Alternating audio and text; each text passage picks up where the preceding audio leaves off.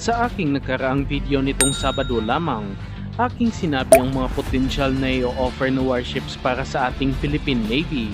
matapos ibalitang inaprubahan na ni Pangulong Marcos ang wishlist ng ating hukbong sandatahan o ang kanilang mga gustong bilhing armas sa ilalim ng Horizon 3 ng AFP Modernization Program. Aabot sa halagang 2 trillion pesos ang ilalaang pondo para sa programa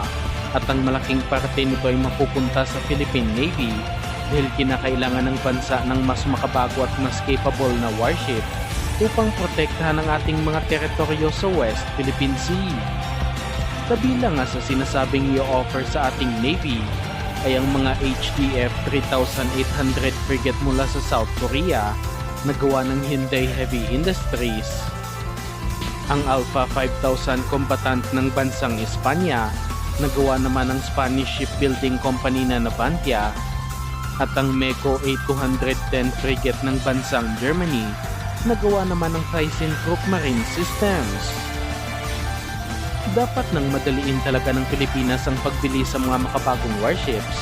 dahil pinapasok na ng mga Chinese vessels ang ating teritoryo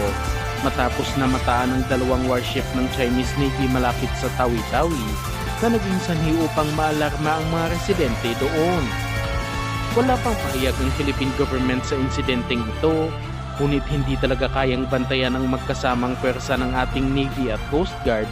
ang buong exclusive economic zone ng Pilipinas dahil sa nasa 2.2 million square kilometers ang laki ng ating EEZ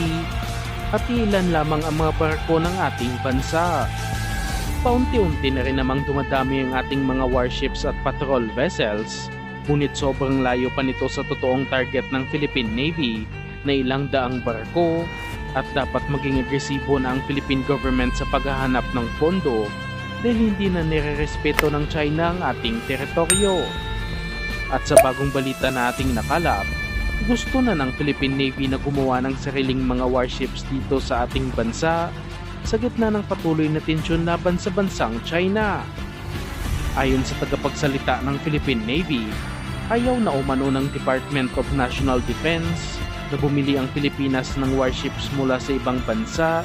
dahil mas magastos pa umano ang maintenance ng mga ito kumpara sa presyo mismo ng nabiling warship.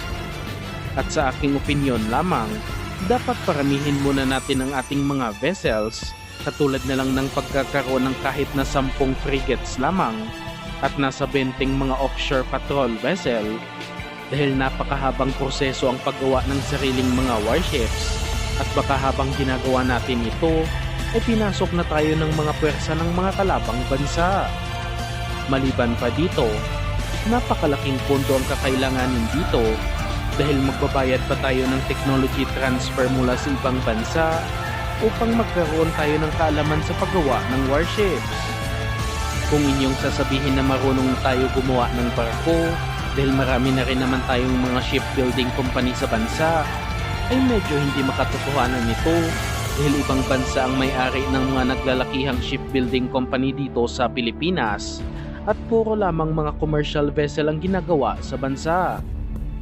Napakakomplikado ng paggawa ng warships at kailangan talaga natin ang tulong ng mga ekspertong bansa sa paggawa nito at marami na rin ang nag-offer noon sa Pilipinas. Kabilang na nga sa nag-offer ang ASPAT ng bansang Turkey na kung saan nag-offer sila ng kanilang offshore patrol vessel sa bansa at nagsabi pa mismo ang mga Turkish officials na napakalaki ng tsansa na manalo sila sa proyekto noon dahil kasama ang technology transfer sa kanilang offer. Makikipag-partner na sana ang Turkish company sa lokal na shipbuilding company sa bansa upang gawin ang mga warships dito sa Pilipinas, ngunit sa kasamaang palad ay mas pinili ng DND at Philippine Navy ang offer ng South Korea at napakalaki ng nawalang oportunidad sa ating bansa upang makagawa na tayo ng sariling mga warships. Nag-offer din ng mga European companies katulad na lang ng Damen Shipyard ng Netherlands na nag-offer ng kanilang OPV 1500 sa Philippine Navy at makikipag-partner na sana sila sa Propmec Corporation na isa din sa mga lokal na shipbuilding company. Napakaganda din sana ng mga produkto ng Damen Shipyard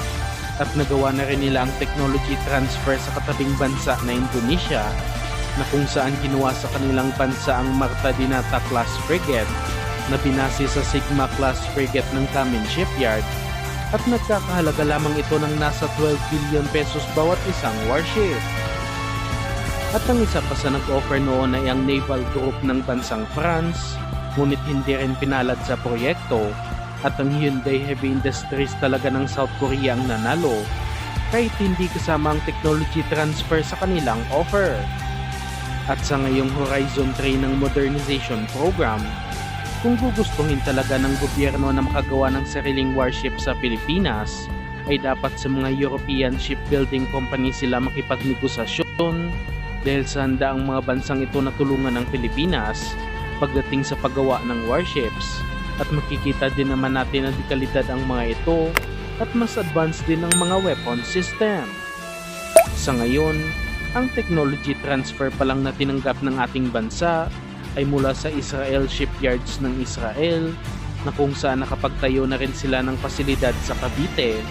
dahil inaasahang dito gagawin ang mga susunod na Zero Class Fast Attack Craft at magandang panimulan na rin ito para sa planong paggawa ng sariling vessels ng Pilipinas.